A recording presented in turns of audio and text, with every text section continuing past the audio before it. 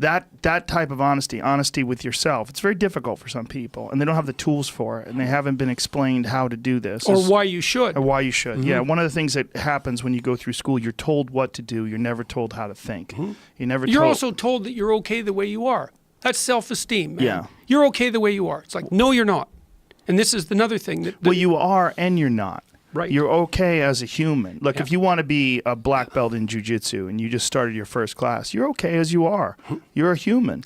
But in the goal, you're not okay. In the greater goal, that's right. The incremental improvement is important. You have to honestly assess your position and move forward. Yeah, well, that's it. You're a position and a trajectory. Yes. Right. And when you say to someone, you're okay because of your position, that's not good enough, because you have to say, well, wait a second, you need a trajectory.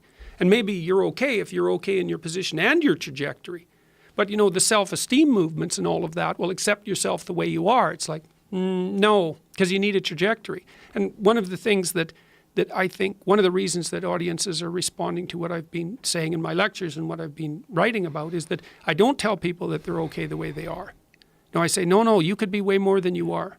And they're relieved about that, you see, because if you're in a dark and terrible place, and someone says you're okay the way you are, then you don't know what to do about that. It's like, no, I'm not. I'm having a terrible time, and I'm hopeless. You're okay the way you are. Well, then what? That's it? That's where I am? And what do you want to tell a young person? You're 17. You're okay the way you are. It's like, no, you're not. You got 60 years to be better. And you could be way better. You could be incomparably better across multiple dimensions. And in pursuing that better, that's where you'll find the meaning in your life. And that will give you the antidote to the suffering. The way I always describe it to people is there are disciplines that you can pursue, and those disciplines are a vehicle for developing your human potential. And if you get better at these things, you can get better at anything. And if you figure out what it takes to become better at whatever sport it is or whatever art it is or whatever you're pursuing, the same principles you can apply to the way you treat people, you can apply to the way you educate yourself, you can apply to the way you keep your body in shape.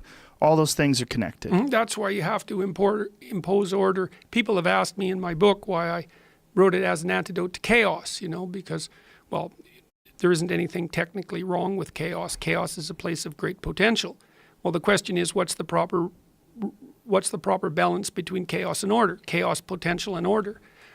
Well, the answer is, look, when you're a kid, you're all potential. It's chaotic potential. It can manifest itself in any number of ways. And maybe you don't want to give that up. So you're like Peter Pan. You want to be a kid forever because you don't want to give up the potential.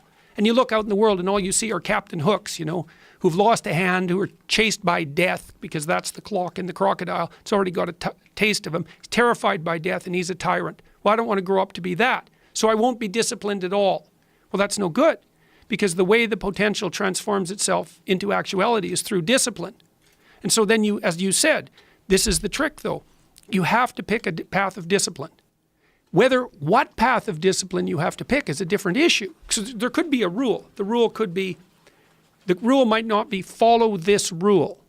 The rule might be you have to follow some rules. So it's a meta rule. And the meta rule is you have to discipline yourself. And the issue is, well, how? That's not really the relevant question. You can pick a disciplinary path. That's why I often tell my clients, especially young people, they say, well, I don't know what to do. It's like, that's okay. Nobody does. Go do something. Do the best thing that you can think of. Put the best plan you have into practice. It's not going to be perfect, and it will change along the way. But it will change partly because you become disciplined pursuing the path. And as you become disciplined, you become wiser. And as you become wiser, you become able to formulate better and better plans. So you can start vaguely and confused and develop a plan that's not so great, and you start to implement it, and then you accrue incremental wisdom as you implement your flawed plan, and that enables you to fix the plan. And so that's part of that process of incremental self-improvement as well. One of the more difficult aspects of that is personal honesty, like being honest with yourself. Being honest with yourself about what you're doing, self-assessment. It's very difficult for people. They're never taught it. It's not something that's encouraged. No, and it's dismal. I mean, imagine you only have $100,000 to go buy a house. And so you go look at this house and it's like, Jesus, this house, man, it's like it needs a lot of work. It's like, well, that's all you've got.